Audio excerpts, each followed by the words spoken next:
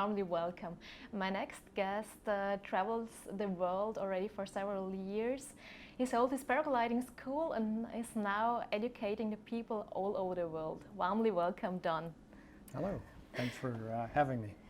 Great having you here. Don, please give a short introduction about yourself. Well, I'm a pretty simple guy.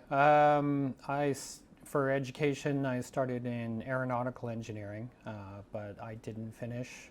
Dropped out pretty early because I talked to people who have graduated the curriculum, and most of them said that for the first 10 years of your career, you're the guy who designs the bolt that goes on the door of the 747. So I can't do that, I'll go insane.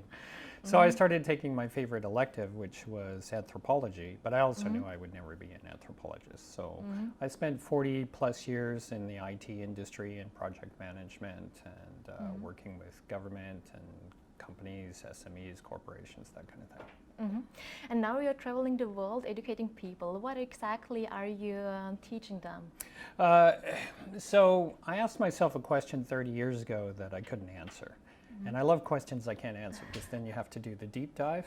And the question was, why does things not work, right? Why does the world not work like it should? Why do we keep facing the same problems over and over and over again? And something was bothering me about that, and I didn't know what it was. So I actually did a 10-year study trying to figure out why things don't work properly. Because as a species, we're quite incredibly intelligent. We do stupid things all the time, but we're also incredibly intelligent. So something's preventing us from solving our problems, and I didn't know what that was. And after that study was pretty much completed, I'd come to the conclusion that there were two fundamental problems preventing us from solving our issues. And those fundamental problems were, number one, by far, was the debt-based monetary system. The idea that we create units of currency at the point of origin with a debt. That is an insane system. That system is so evil, literally every single theological book in the world warns against it.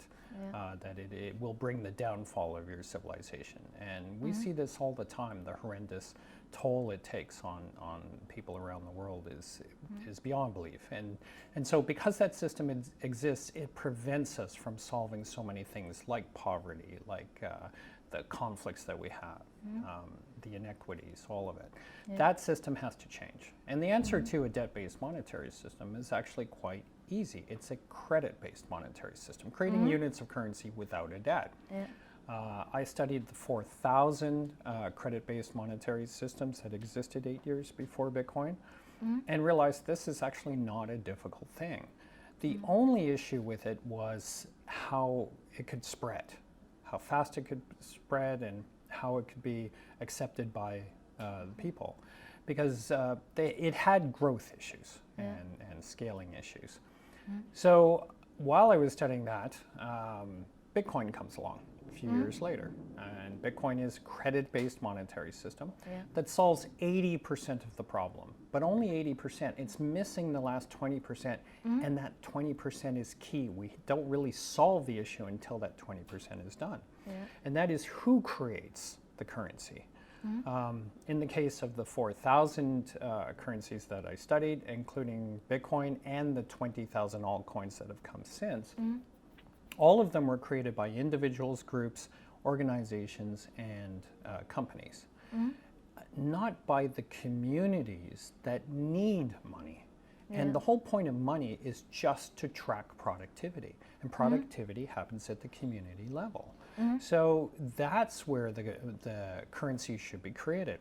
So when I realized that that was missing, and I also realized that we needed to deal with the second biggest issue at the time, which, currently as well, which is hierarchical governance. The idea that we need leaders and politicians when we don't. They have some uses, but anytime that they do not do what the people want or do not do it to the satisfaction of the people, it is up to us to take charge and to say, this is not working, so let's find out our own solutions. And so that's about getting people, communities, to come together and actually make decisions themselves. But we don't want them making decisions based on opinion. And opinion bashing, which is how most of communities have been reduced to. We need it built on wisdom. Yeah. Now, wisdom is a very specific trait that is composed of two things. It's composed of insatiable curiosity, but it's also composed of humility, a humbleness. When we're opinionated, we're not very humble, right? And we need to get to that position of wisdom building where we are insatiably curious, but also humble at the same time. And there's methodologies for actually implementing that within communities. So this is what I do, is I just go around, find those methodologies, implement them within communities. One of the great things, though, is that once you can get a community to gather together to deal with their issues using these processes, one of the first things they can use it for is to create their own currency. So now you're doing the proverbial two birds with one stone. You're solving the debt-based monetary system 100% by getting communities to create their own money and currency that they can create anytime they want to fulfill all of the things the community needs. Right, yeah. Which brings you zero unemployment. It almost eradicates poverty. It eradicates those conflicts and issues and corruptions that we just don't need in our lives, and again, come from and stem from the debt-based monetary system. Well, thank you so much for giving us detailed insights in your work. Oh, now you're here at the Mallorca Blockchain Days. What's your favorite part about it?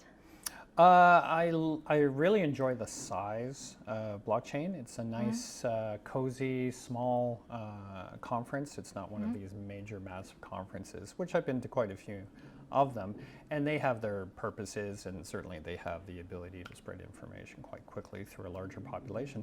But these smaller conferences are great because you can really dive deep and get into details with individuals and really work out projects and ideas and concepts and how to move forward as well. Right, thank you so much for your time. I'm looking already forward to your speech later on, and thank you. enjoy the final part of Mallorca Blockchain Days Yes, today we'll and tomorrow. Go in deeper dive there as well. That's perfect, thank you.